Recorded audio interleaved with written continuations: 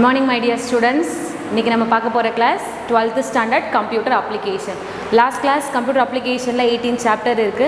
அதுல first chapter பாத்தீங்கன்னா computer applicationல multimedia and desktop publishingல என்னென்ன இருக்கு, multimediaனா என்ன, அதோட introductionலாம் பார்த்தோம், multimediaோட definition பார்த்தோம். Next என்ன பார்த்தோம்னா component of multimedia. So multimedia பாத்தீங்கன்னா major 5 components: text, images, sound, video and animation. So இந்த மாதிரி major component இருக்கு. அதுல பாத்தீங்கன்னா static element, dynamic element அப்படினு பிரிச்சிருக்காங்கன்னு பார்த்தோம். அதுல static பாத்தீங்கன்னா text, graphics. இதுல பேசிக்கா இருக்கிற text பார்த்தோம். Text is the basic component of multimedia லாம் பார்த்தோம் இல்லையா. அதுல பாத்தீங்கன்னா text எத்தனை கிளாஸிஃபை ஆயிருக்குன்னு சொல்லிருக்கேன். static text, hypertext. static text வரைக்கும் பார்த்திருக்கோம். static means stable, நம்ம பார்த்திருக்கோம் இல்லீங்களா. stable mean லோகோலாம் ஆல்ரெடி லாஸ்ட் கிளாஸ்ல பார்த்திருப்பீங்க. எப்படி ரெப்ரசன்ட் பண்றாங்க, ஒரு இமேஜை வச்சு எப்படி அந்த டிஸ்ப்ளே பண்ணுது, அந்த கிராஃபிக்ஸ் எப்படி ப்ரெசன்டேஷன் பண்ணுறாங்கன்றதெல்லாம் பார்த்தோம். இப்போ நம்ம பார்க்க போகிறது ஹைப்பர் டெக்ஸ்ட். கிளாஸ் போகலாமா? Hypertext. Hypertext is a system which consists of nodes. Consists of node அப்படின்னு சொல்கிறாங்க. The text and the links between the nodes which defines the path the user need to follow for the text access in the non-sequential way.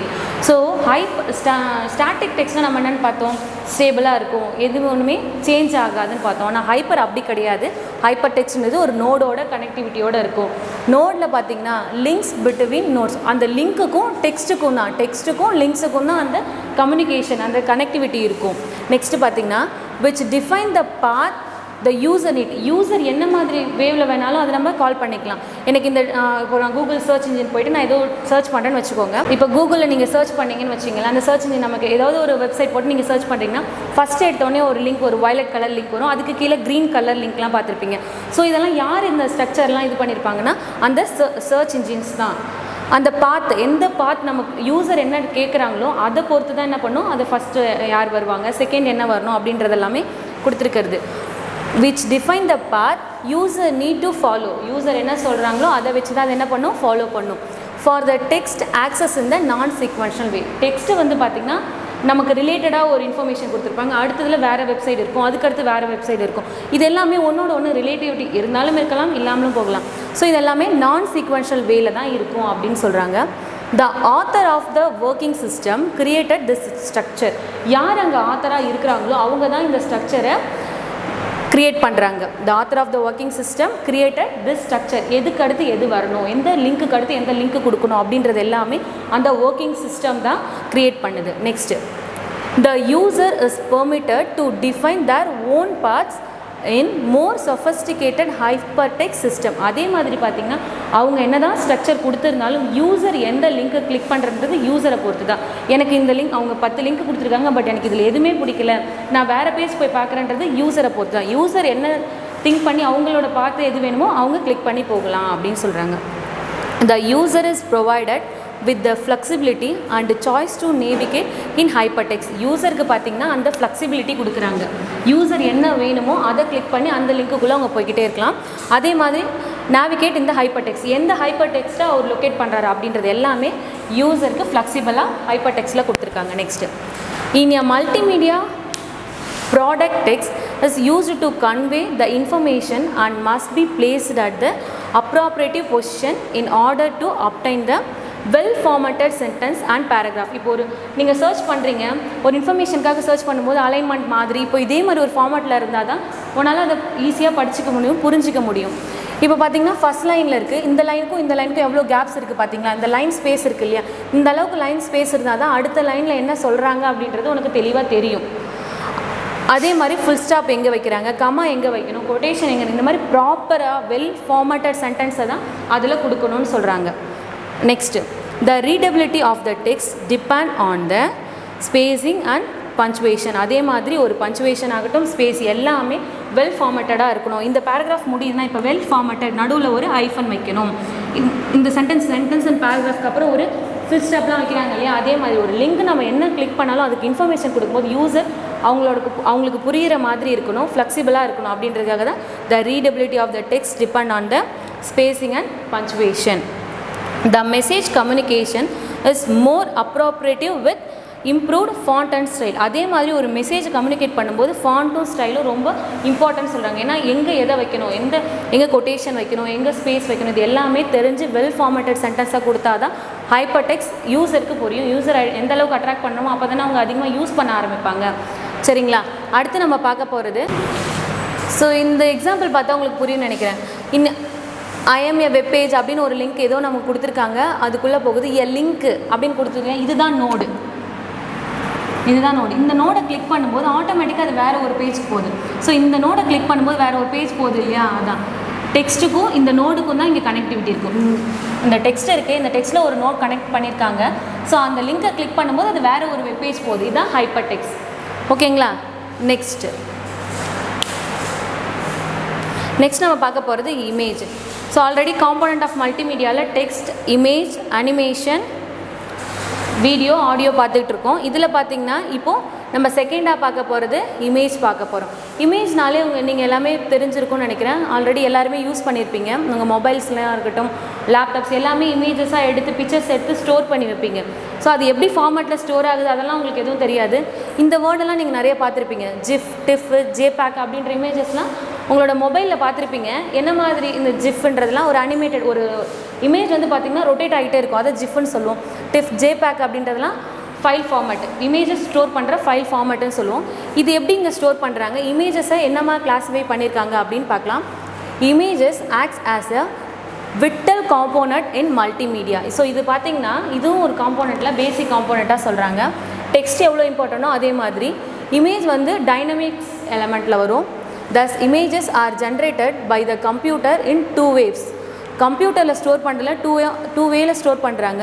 As bitmap R raster இமேஜஸ்ன்னு சொல்லலாம். Bitmap இமேஜஸ்னால் பிக்சலில் இருக்கிறது. நீங்கள் ஒரு இமேஜஸை zoom பண்ண பார்த்தீங்கன்னா அந்த பிக்சலாக இதாகும். பார்த்துருக்கீங்களா? டின்னி டாட்ஸாக இருக்கும். அதெல்லாம் பிக்சல் கொடுக்குறது எல்லாமே பிட்மேப் இமேஜஸ்ன்னு சொல்லுவாங்க. ராஸ்டர் இமேஜஸ்லாம் இந்த மாதிரி ஃபைல் ஃபார்மேட்டில் ஸ்டோர் பண்ணுறது. இந்த மாதிரி ஸ்டோர் பண்ணுற எல்லாமே ராஸ்டர்ஸ் இமேஜஸ்ன்னு சொல்லுவாங்க. As vector images, bitmap image or raster இமேஜஸ்ன்னு சொல்லலாம். அண்ட் ஆஸ் வெக்டார் இமேஜஸ்னால் மேத்தமெட்டிக்கல் கால்குலேஷன்ஸ் யூஸ் பண்ணுறது எல்லாமே. மேத்தமெட்டிக்கல்னால் ரெக்டாங்குலராக இருக்கணுமா இல்லை வந்து சர்க்கிள் எதில் வேணும் அப்படின்றது இமேஜை ஃபார்மேட் பண்ணி ஸ்டோர் பண்ணுறது எல்லாமே வெக்டார் இமேஜஸில் வரும். ஸோ ராஸ்டர் ஆர் பிட்மேப் இமேஜஸ்னால் என்னென்னு பார்க்கலாம்.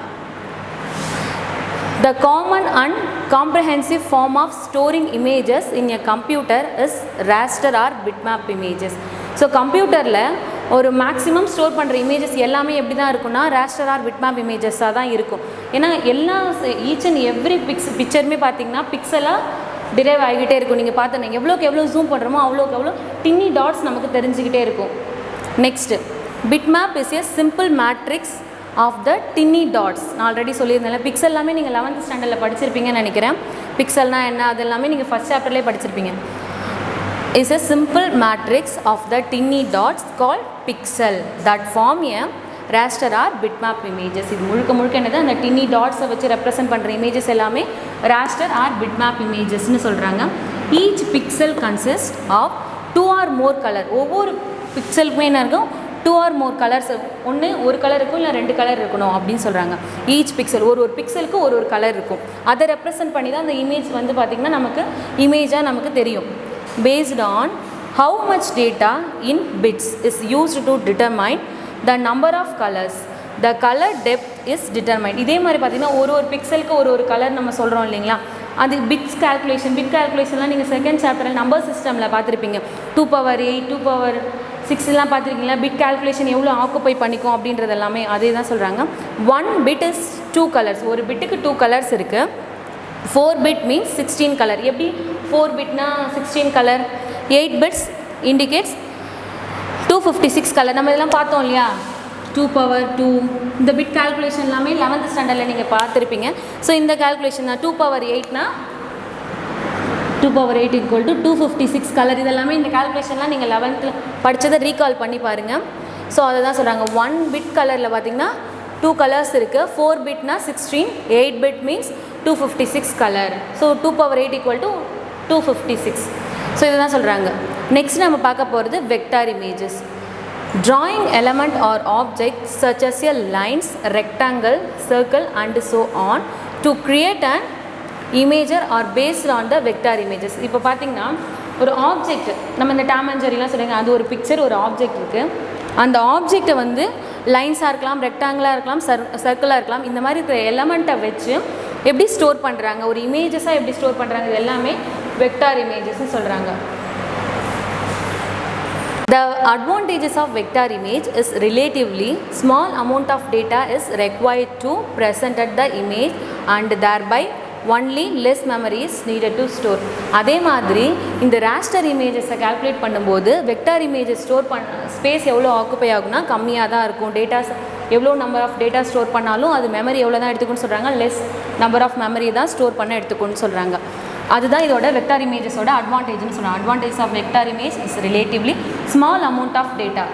எவ்வளோ அமௌண்ட் ஆஃப் டேட்டா கொடுத்தாலுமே அது என்ன தான் எடுத்துக்கும், represent the image and thereby only less memory is needed. Less memory எடுத்துக்கிட்டு தான் அது கம்ப்ரெஸ் பண்ணி ஸ்டோர் பண்ணுறதுனால அது கண்டிப்பாக என்ன ஆகுது, ஸ்மால் நம்பர் ஆஃப் மெமரியை தான் ஆக்குப்பை பண்ணுது. Comparison technique are used to reduce the file size.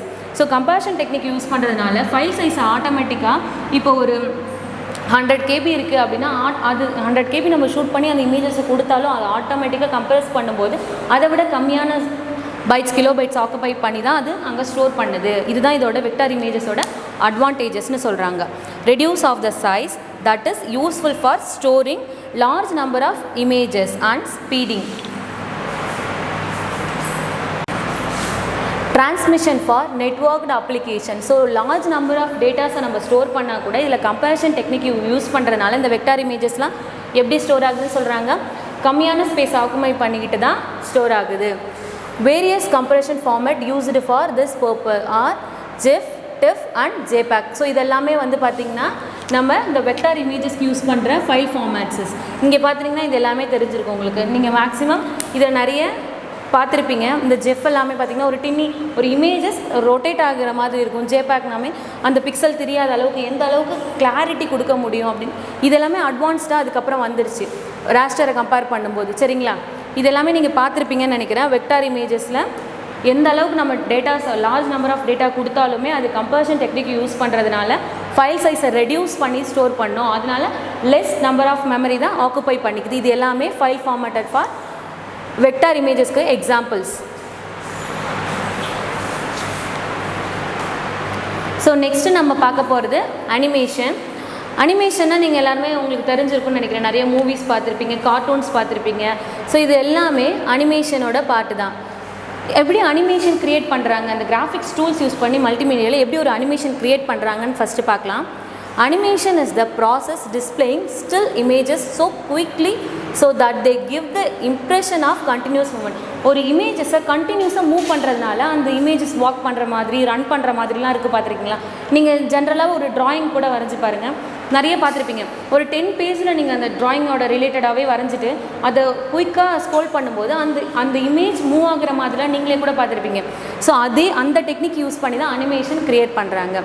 Process still images so quickly that they give the impression of continuous movement. அந்த still imagesக்கு continuous movement கொடுக்கறதுனால தான் அது அங்கே animation create ஆகுது. சரிங்களா? In animation the screen object is a vector image. So இதில் பார்த்தீங்கன்னா அனிமேஷனுக்கு use பண்ணுற இமேஜஸ் எப்படி அந்த ஆப்ஜெக்ட் யூஸ் பண்ணா வெக்டார் இமேஜஸாக யூஸ் பண்ணுறாங்க.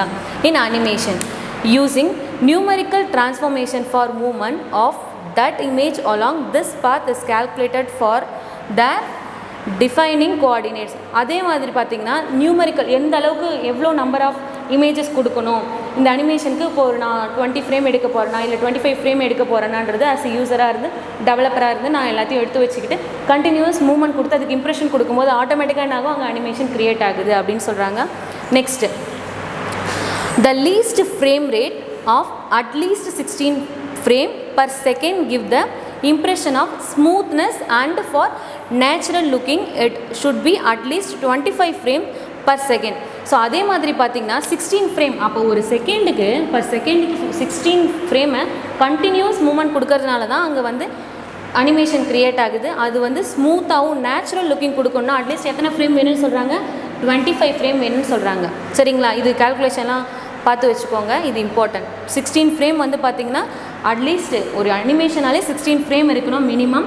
மேக்ஸிமம் அது நேச்சுரல் லுக் கொடுக்கணுன்னா நமக்கு 25 ஃப்ரேம்ஸ் இருக்கும். அந்த 25 ஃப்ரேம்ஸை கண்டினியூஸ் மூவ்மெண்ட் கொடுக்கறதுனால தாங்க அனிமேஷன் க்ரியேட் ஆகுது. பர் செகண்டுக்கு, ஒரு செகண்டுக்கு இதெல்லாமே. Animation maybe in 2 or 3 dimension. So இதில் பார்த்திங்கன்னா அனிமேஷன் 2 dimensionலும் இருக்குது, 3 dimensionலும் இருக்குது. The 2-dimensional animation bring an image alive that occurs. So இப்போ 2 dimensional அப்படின்னா எக்ஸ்னு ஒரு ஆப்ஜெக்ட் இருக்க போது ஒய்னு ஒரு ஆப்ஜெக்ட் இருக்கும். இப்போ 3 dimensional x comma y comma z. அப்போது 2 ஆப்ஜெக்ட் கண்டினியூஸ் மூவ்மெண்ட் பண்ணால் இங்கே 2 dimensional. ஸோ 3 dimensional போது x comma y comma z. So இதெல்லாம் தான் அனிமேஷனோட வெக்டர் கால்குலேஷன் சொல்கிறாங்க. சரிங்களா? Next, on the flat x and y axis of the screen, while the 3-dimensional animation is occur along the 3 axes x, y, and z. So 2 dimensional 2 access எடுத்துக்கிறோம், X ஒய்ன்னு சொல்லிட்டு 2 access எடுத்துக்கிறோம். அப்போ ஸ்க்ரீனில் 2 object தான் இருக்க போகுது, எக்ஸ்னு ஒரு ஆப்ஜெக்ட் ஒய்னு ஒரு ஆப்ஜெக்ட் இருக்குது. அதுக்கு கண்டினியூஸ் மூவ்மெண்ட் கொடுக்கும்போது அது அனிமேஷன் அங்கே க்ரியேட் ஆகுது. இது 3 dimension அப்படின் போது எக்ஸ் ஒய் இசட் அப்படின்னு 3 ஆப்ஜெக்ட் நான் எடுத்துக்கிறேன். 3 ஆப்ஜெக்ட் எடுத்து அதே கண்டினியூஸ் மூவ்மெண்ட் கொடுக்கும்போது அந்த இம்ப்ரெஷனில் அங்கே அனிமேஷன் க்ரியேட் ஆகுது. The 2 basic type of animation are path animation and frame animation. இதில் பார்த்திங்கன்னா path animation, frame animation இருக்குது. path animation அப்படின்னா என்ன? path animationனா அந்த காலத்து மொபைல், செல்லுலார் மொபைல்ஸ்லாம் இருக்குது இல்லைங்களா, அதில் பார்த்திங்கன்னா நோக்கியா மொபைல்லாம் நீங்கள் பார்த்துருப்பீங்க. ஜஸ்ட் ஒரு ஸ்னேக் கேம்ஸ் மாதிரி இருக்கும். அந்த ஸ்னேக் கேமில் என்ன இருக்கும், ஜஸ்ட் 2 ஆப்ஜெக்ட், ஒரு ஸ்னேக்னு ஒரு ஆப்ஜெக்ட் இருக்கும், எக்னு ஒரு ஆப்ஜெக்ட் இருக்கும். அந்த 2 ஆப்ஜெக்ட் மட்டும்தான் மூவ் ஆகும், பேக்ரவுண்டில் எதுவுமே மூவ் ஆகாது. இதுவே ஃப்ரேம் அனிமேஷன் அப்படின்னும் போது இப்போ நீங்கள் ப்ளே பண்ணிகிட்டு இருக்கீங்க இல்லையா, பப்ஜியிலேருந்து தென் வேறு என்ன டெம்பிள் ரன் எல்லாம், ஆப்ஜெக்ட்டும் மூவ் ஆகும், சைமல்டேனியஸாக பேக்ரவுண்டும் மூவ் ஆகும். இது எல்லாமே பாத் அனிமேஷன், ஃப்ரேம் அனிமேஷன் பார்க்க போகிறோம். ஸோ இதை next okay students, today class is over. Animation வரைக்கும் பார்த்துருக்கோம். இதில் பாத் அனிமேஷன், ஃப்ரேம் அனிமேஷன்லாம் நெக்ஸ்ட் கிளாஸில் கண்டினியூ பண்ணுறேன். தேங்க்யூ.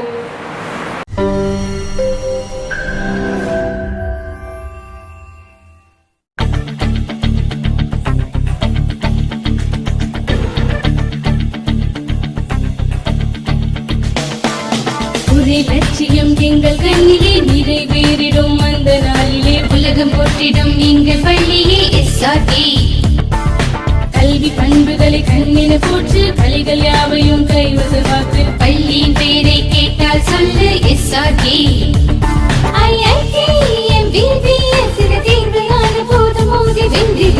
லட்சியம் எங்கள் கண்ணிலே நிறைவேறிடும் அந்த நாளிலே உலகம் போற்றிடும் எங்கள் பள்ளியே எஸ்ஆர்டி.